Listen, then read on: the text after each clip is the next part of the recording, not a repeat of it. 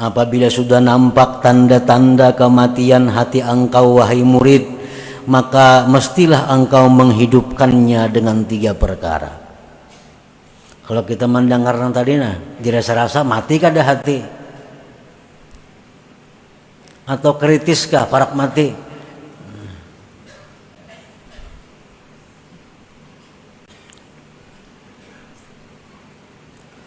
Nah, bila sudah muncul nampak tanda-tanda matinya hati engkau wahai murid, maka lazimilah, maka mestilah engkau menghidupkannya dengan 3 hal.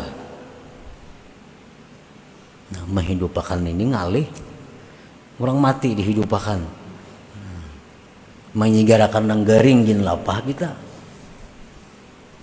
Ini sawat mati.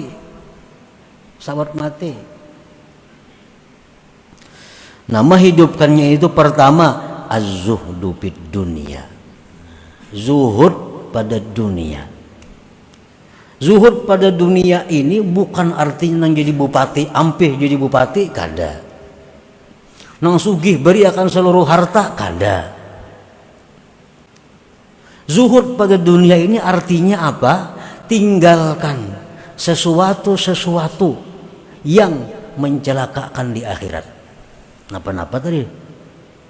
Hal-hal yang maulah kita celaka di akhirat, jangan lagi diurus nih tuh. Oh, pakaian ini nih, ini rancak maulah aku jadi sengsara. Pakaiannya maulah aku bikin aku sombong.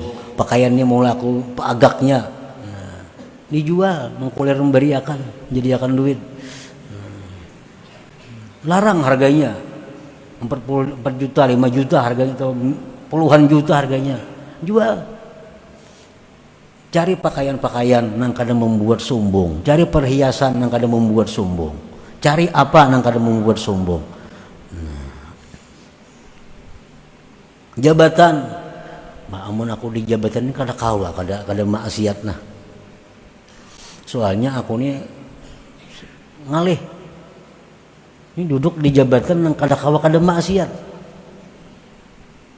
Amun hendak hidup hati, tinggalkan jabatan itu, mau kada mau. Kalau jabatan itu kada kawa kada maksiat. Ini ada orang pejabat tuh nang jabatan pasti maksiat, kada kawa kada maksiat. Udah kada maksiat diampih orang mau kada ampih.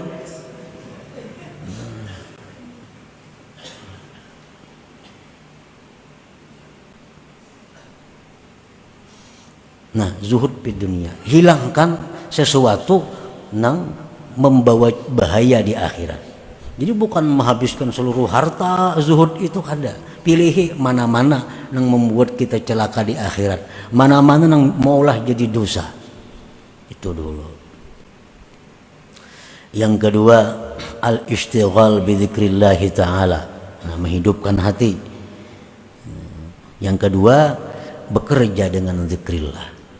Biasakan. Kalau perlu di meja gana-gana bismillahirrahmanirrahim, meja makan alhamdulillah, supaya ingat di muka WC bacaan masuk bacaan keluar, memakai baju ini bacaannya, baca cermin, supaya selalu sibuk dengan zikir untuk menghidupkan hati. Al-istighalu bi dzikrillah wal ijtima' bi majalisil ilm wal zikir, dan berkumpul dengan majlis ilmu dan zikir. Turun majlis ilmu, majlis zikir, karena itu membantu menghidupkan hati. Yang ketiga, wasuhbatu ahbabillah ma'al adabihim. Yang ketiga, menghidupkan hati itu adalah bakawan lawan orang-orang yang dikasihi Allah, bakawan dengan kekasih-kekasih Allah, serta beradab dengan mereka. Nah, 3 hal itu. Bila kita kawa melaksanakan 3 ini, maka hati yang sudah mati tadi akan menjadi hidup kembali. Jauhkan, tinggalkan, hilangkan barang-barang, benda-benda apapun yang menyebabkan kita jadi dosa. 1. Yang kedua, perbanyak zikir, terutama dalam hal keadaan-keadaan yang kita dituntut untuk berzikir. Yang ketiga, bersahabat berkumpul dengan orang-orang yang dikasihi Allah serta beradab dengan mereka. 3 hal itu. Mengetahui orang itu kekasih Allah atau kada. Kita nak mencari kawan nih, nak membaiki hati, nak menghidupkan hati. Membuangi nang tadi sudah dibuangi, nang gitu dosa sudah dibuangi. Berzikir sudah aktif bagus, berkumpul dengan majelis ilmu sudah. Tinggal lagi hendak bersahabat, hendak dekat dengan kekasih-kekasih Allah. Kayak apa orang yang dimaksud kekasih Allah ini? Nah, secara zahir ada 5 hal alamat. Bila 5 hal ini pada seseorang itu ada, pegang orang itu, dekati orang itu, kawani. 1, alimun abid. Orang ini berilmu, beribadah. Berilmu, beribadah. 1 itu. Mun ilmunya tinggi, kada bisa bayangan, jangan dikawani. Ketinggian ilmu. Alimun abid, orangnya berilmu, beribadah. Sembahyang mau. Nah. Yang kedua, sakhiyun, pemurah. Orangnya berilmu, beribadat, pemurah. Nah, mengkikir lain juga. Lain kekasih Allah. Nah. Yang ketiga, pemaaf, tidak pemarah. Pemaaf, tidak pemarah. Nah. Yang keempat, tidak mengekali satu perbuatan maksiat. Kadang mengekali satu perbuatan maksiat. Amun maksiatnya berganti-ganti kada jadi soal. Ini kadang mengekali satu perbuatan maksiat. Amunnya mbahnu maksiat ini kena ampe maksiat itu pulang digawinya. Bentuk maksiat yang sebuting pulang itu kada jadi soal. Tapi kalau menatap satu maksiat, nah ini lain. Lain kekasih Allah.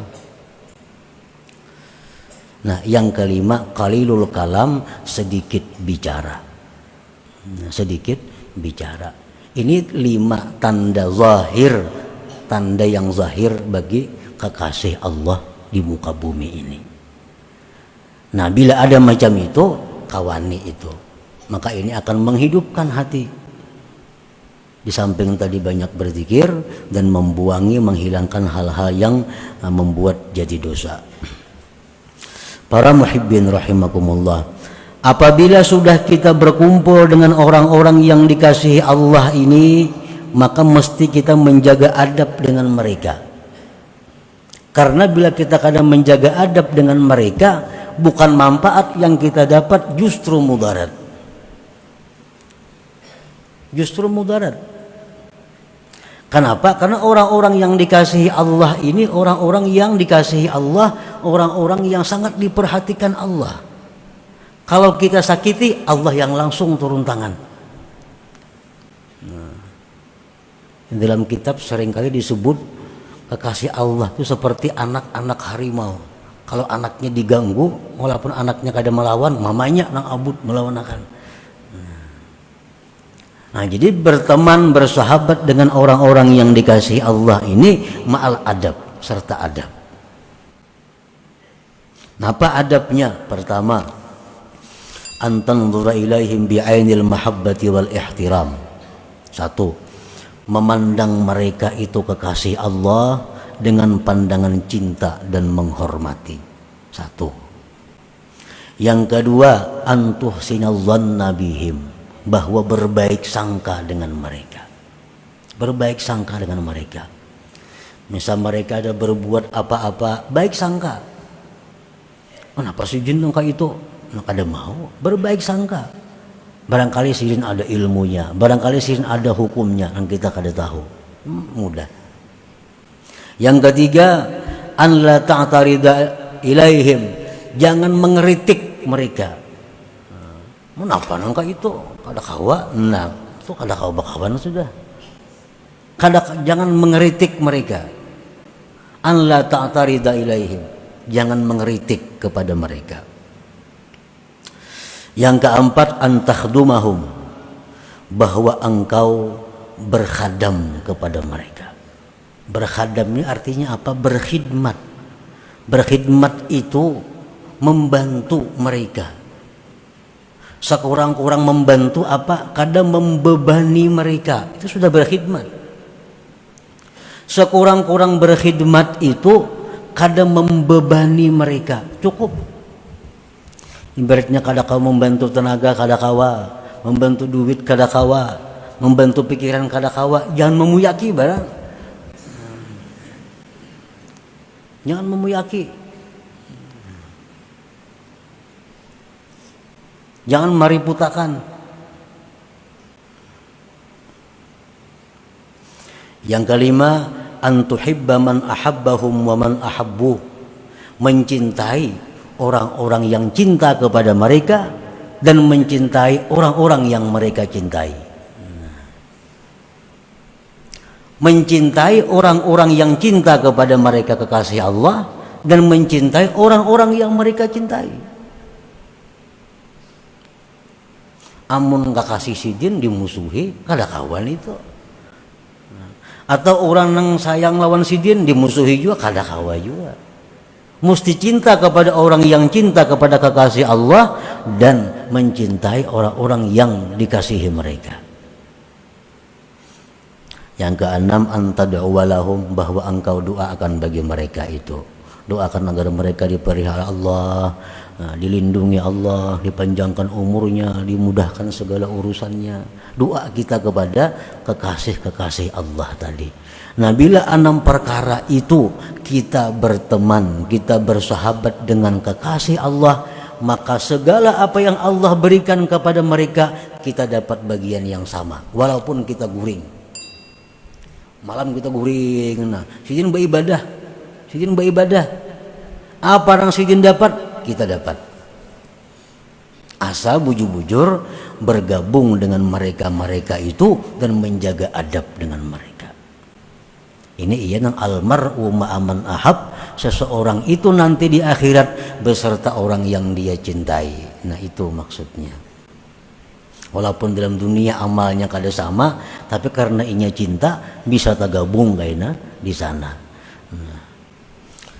Jadi untuk menghidupkan hati, pertama tadi membuangi perkara-perkara yang membuat dosa. Yang kedua, menyibukkan diri dengan zikir. Yang ketiga, bersahabat, berkumpul dengan kekasih-kekasih Allah serta menjaga adab dengan mereka. Nah, bila mana 3 hal itu ada pada diri kita, maka hati kita yang mati akan kembali dihidupkan oleh Allah Subhanahu wa ta'ala.